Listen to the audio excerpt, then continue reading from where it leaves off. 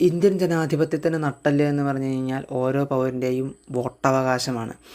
ആ വോട്ടവകാശത്തെ അട്ടിമറിക്കുന്നു എന്നുള്ള ഗുരുതരമായിട്ടുള്ളൊരു ആരോപണമാണ് രാഹുൽ ഗാന്ധി കഴിഞ്ഞ പത്രസമ്മേളനത്തിലൂടെ മുന്നോട്ട് വെച്ചിരിക്കുന്നത്. വലിയൊരു ബോംബാണ് സത്യം പറഞ്ഞാൽ രാഹുൽ ഗാന്ധി പൊട്ടിച്ചിരിക്കുന്നത്.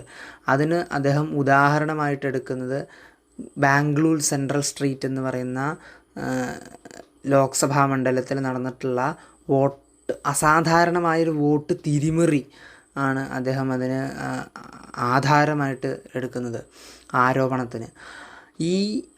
ഈ ആരോപണം അന്വേഷിക്കുകയും സ്വമേധയാ കേസെടുത്ത് ഈ പത്രസമ്മേളനം പരാതിയായി സ്വീകരിച്ച് സ്വമേധയാ കേസെടുത്ത് അന്വേഷണം നടത്തുകയും തെരഞ്ഞെടുപ്പിൽ സുതാര്യത ഉറപ്പുവരുത്തുകയും ചെയ്യേണ്ടത് തെരഞ്ഞെടുപ്പ് കമ്മീഷൻ്റെ ബാധ്യതയാണ്.